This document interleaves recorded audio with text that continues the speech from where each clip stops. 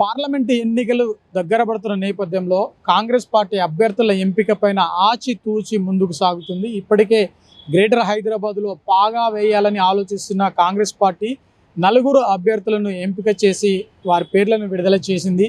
మరొక వైపు సిట్టింగ్ స్థానాలపైన పట్టు సాధించాలని ధీమాతో ముందుకు సాగుతున్నారు. అందులో భాగంగా బీజేపీ సిట్టింగ్ ఎంపీలు ఎక్కడైతే ఉన్నారో ఆయా ప్రాంతాలకు సంబంధించి లేదంటే ఆ నియోజకవర్గాలకు సంబంధించి ఎంపీలను ఇంకా ప్రకటించలేదు.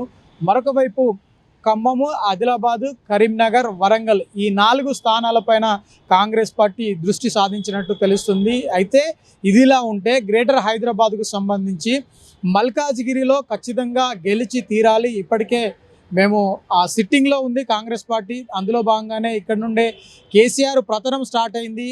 ఒక ఎంపీగా రేవంత్ రెడ్డి గెలిచిన తర్వాతనే కాంగ్రెస్ పార్టీకి పూర్వ వైభవం వచ్చిందని ఇప్పటికే సీఎం రేవంత్ రెడ్డి స్పష్టం చేశారు. ఈ నేపథ్యంలోనే మిగతా 4 ప్రాంతాల్లో ఖచ్చితంగా గెలుపే ధీమాగా ముందుకు సాగుతున్న పరిస్థితి. అయితే ఇప్పటికి సంబంధించి ఈ 4 స్థానాలను ఎవరికి ఇస్తారు, ఏ విధంగా మరి వారిని ఎంపిక చేస్తారన్నది ఒక క్వశ్చన్ మార్క్గా మారింది. అయితే ఇదిలా ఉంటే గ్రేటర్ హైదరాబాదులో ఖచ్చితంగా కాంగ్రెస్ పార్టీ గెలిచి తీరుతుందని ధీమాను వ్యక్తం చేస్తున్నారు.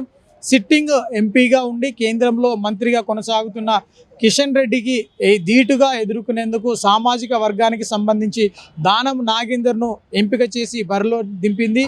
మరొక వైపు మల్కాజ్గిరిలో సామాజిక వర్గానికి చెందిన బీజేపీ పార్టీకి సంబంధించి ఈటల రాజేందర్ను బీజేపీ పార్టీ బరిలోకి దింపగా సునీత మహేందర్ రెడ్డిని ఇక్కడ బరిలోకి దింపి ప్రత్యర్థిగా ముందుకు సాగేందుకు కసరత్తు చేయడం జరిగింది.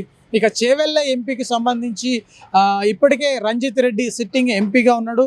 తనను బరిలోకి దింపి ఖచ్చితంగా గెలవాలి అన్న ధీమాను వ్యక్తం చేస్తున్నారు. మరొక వైపు బీజేపీ పార్టీ నుంచి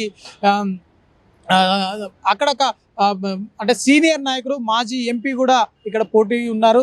తనకు సంబంధించి కూడా విశ్వేశ్వర్ రెడ్డి బరిలో ఉండగా కాంగ్రెస్ పార్టీ రేవంత్ రెడ్డిని స్వయంగా చేవెళ్ళకు సంబంధించి ఎంపీ రంజిత్ రెడ్డిని పార్టీలోకి ఆహ్వానించి ఆయననే తిరిగి బరిలోకి దింపడం జరిగింది. అయితే ఈ నేపథ్యంలో ఒకవైపు అంటే రెడ్డి సామాజిక వర్గానికి ఇటు మామూలు బీసీ వర్గానికి బరిలోకి దింపడం జరిగింది. అయితే బీజేపీ పార్టీ నుండి ఉన్న నేతకు ఆపోజిట్గా మరి సామాజిక వర్గానికి సంబంధించిన నేతలను బరిలోకి దింపుతున్న పరిస్థితి ఉంది. అయితే మొత్తంగా మరొక వైపు బీజేపీ ఇప్పటికే సిట్టింగ్ అభ్యర్థులు ఎక్కడైతే ఉన్నారో నిజామాబాద్ కావచ్చు, ఆదిలాబాదు, ఇటు మరొక కరీంనగర్కి సంబంధించి ఈ 3 సిట్టింగ్లు బీజేపీలో ఉన్నాయి. దీనికి సంబంధించి ఇంకా అభ్యర్థులను ఖరారు చేయలేదు. మరొక వైపు ఖమ్మము అంటే ఇప్పటికే నామా నాగేశ్వరరావు బీజేపీలోకి చేరుతారనే ఒక ఊహాగానాలు వస్తున్నాయి. కానీ తను ఖచ్చితంగా బీజేపీని కాకుండా ఇప్పుడైతే ఏదైతే బీఆర్ఎస్ పార్టీ నుండి పోటీ చేస్తానని చెప్పి స్పష్టంగా తెలుస్తుంది. అయితే ఖమ్మం జిల్లా నుండి ఉమ్మడి ఖమ్మం జిల్లా నుండి 3 మంత్రులు ఉన్నారు. ఈ 3 మంత్రులకు సంబంధించి వారి బంధువులను బరిలోకి దింపాలని చెప్పి ఆలోచనలో ఉన్నారు. వారికి సంబంధించి కూడా మరి సీఎం తుది నిర్ణయం తీసుకుంటారా, లేదంటే ఏఐసిసి తుది నిర్ణయం మేరకే అక్కడ అభ్యర్థిని బరిలోకి దింపుతారన్నది ఒక ప్రశ్నార్థకంగా మారింది. అయితే అక్కడ నుండి ఎవరు పోటీ చేస్తే బాగుంటుంది, నామాను ఢీ కొట్టాలన్నా లేదంటే బీజేపీ పార్టీని ఢీ కొట్టాలంటే ఖచ్చితంగా ఒక గట్స్ ఉన్న నేతను బరిలోకి దింపాలని చెప్పేసి వారు ఆలోచనలు ఉన్నారు. అందులో భాగంగానే తుమ్మల నాగేశ్వరరావు కావచ్చు, లేదంటే మంత్రి శ్రీనివాసరెడ్డి కావచ్చు, వీరి బంధువులను బరిలోకి దింపాలని ఒక ఆలోచనలు అయితే ఉన్నారు. కానీ తుది నిర్ణయం ఏఐసిసి తీసుకుంటుందనే ఒక కొలికి వచ్చేందుకు అవకాశం ఉంది. అదే మల్కాజ్గిరికి సంబంధించి ఇప్పుడే సీఎం పూర్తి స్థాయిలో సమీక్ష సమావేశం నిర్వహించిన తర్వాత అందరి నేతలను కలుపుకొని సునీత మహేందర్ రెడ్డిని ఫైనల్ చేసి బరిలోకి దింపడం జరిగింది. అయితే ఖమ్మం సంబంధించి ఉత్కంఠ ఇంకా తీరే పరిస్థితి అయితే లేదు. వరంగల్కి సంబంధించి కూడా ఎవరు బరిలో దింపుతారు, ఇప్పటికే మాజీ ఎంపీ రాజయ్య అక్కడ బరిలో ఉన్నారని చెప్పేసి ఒక వార్తలు వినిపిస్తున్నాయి. తనకు ఒకటి ఎస్సీ కమిషన్కు సంబంధించి ఒక చైర్మన్ పదవి కూడా ఇవ్వడం జరిగింది. అయితే ఈ పదవి కాదని బరిలోకి దిగుతారా లేదన్నది కూడా తెలియాల్సి ఉంది. ఇక నాగర్ కర్నూలుకు సంబంధించి ఇప్పటికే సంపత్ను అంటే ఎస్సీ వర్గానికి చెందిన సంపత్ను బరిలోకి దింపాలని ఒక ఆలోచనలో ఉన్నప్పటికీ తనకు టికెట్ ఇవ్వకుండా మల్లు రవికి టికెట్ కేటాయించడం జరిగింది.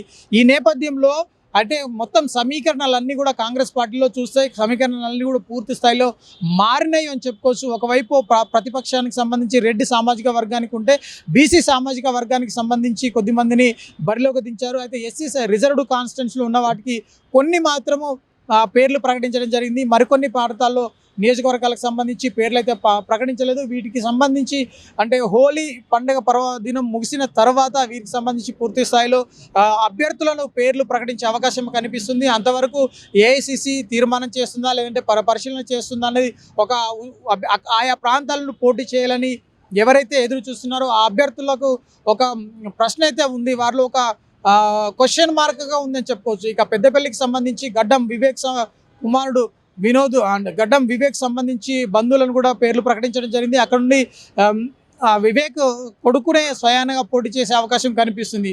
అయితే ఎంపీ సీట్లకు సంబంధించి గ్రేటర్ హైదరాబాద్లో పాగా వేయాలి, ఖచ్చితంగా అందులో భాగంగానే గెలిచి తీరుతామని చెప్పి ధీమా వ్యక్తం చేస్తున్నారు కాంగ్రెస్ పార్టీకి సంబంధించి అభ్యర్థులు.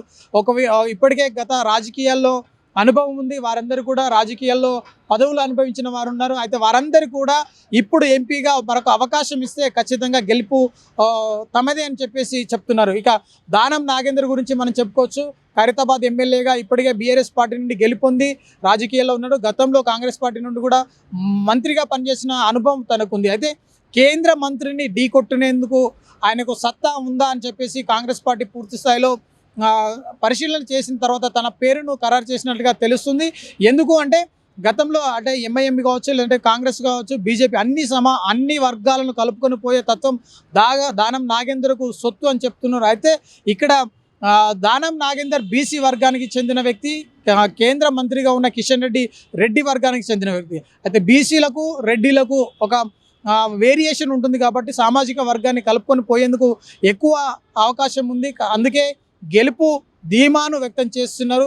ఖచ్చితంగా దానం నాగేందర్ గెలుస్తాడని పార్టీ భావిస్తుంది. ఈ నేపథ్యంలోనే మిగతా పార్టీలతో పోల్చుకుంటే కాంగ్రెస్ పార్టీ ఈసారి ఖచ్చితంగా అత్యధిక మెజారిటీ సీట్లను గెలుస్తుందని ఆశాభావం వ్యక్తం చేస్తున్నారు. కెమెరామెన్ రాజుతో మహేందర్, పూరా లోకల్, హైదరాబాద్.